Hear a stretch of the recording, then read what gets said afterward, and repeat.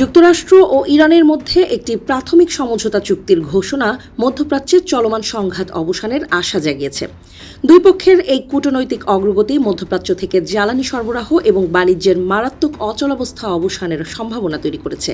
তবে গত ২৮ ফেব্রুয়ারি থেকে শুরু হওয়া এই যুদ্ধ বিশ্ব অর্থনীতিতে এমন কিছু স্থায়ী ও গভীর ক্ষত তৈরি করেছে যা যুদ্ধপূর্ব অবস্থায় ফিরিয়ে নেওয়া আর সম্ভব নয়।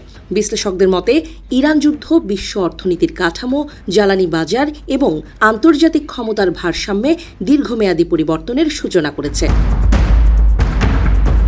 মার্কিন সংবাদ মাধ্যম নিউ ইয়র্ক টাইমসের বিশ্লেষণে বলা হয়েছে যে ইরান যুদ্ধের সবচেয়ে বড় প্রভাব পড়েছে বৈশ্বিক জ্বালানি খাতে। মধ্যপ্রাচ্য থেকে তেল ও গ্যাস সরবরাহ ব্যাহত হওয়ায় জ্বালানির দাম ব্যাপকভাবে বেড়ে যায়।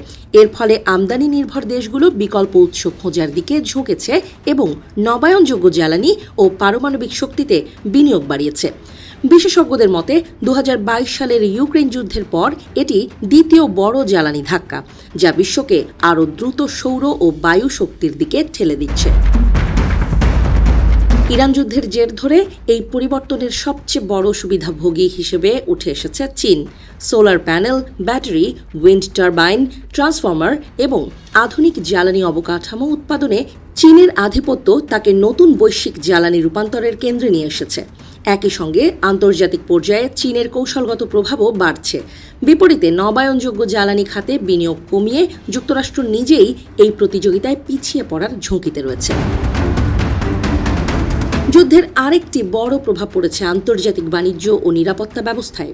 বিশ্বের অন্যতম গুরুত্বপূর্ণ নৌপথ হরমুজ প্রণালী দীর্ঘ সময় অস্থির থাকায় বৈশ্বিক সরবরাহ ব্যবস্থা দুর্বল হয়ে পড়ে। বিশ্লেষকদের মতে এই রুটের নিরাপত্তা নিয়ে যে আস্থা একসময় ছিল তা এখন মারাত্মকভাবে ক্ষতিগ্রস্ত।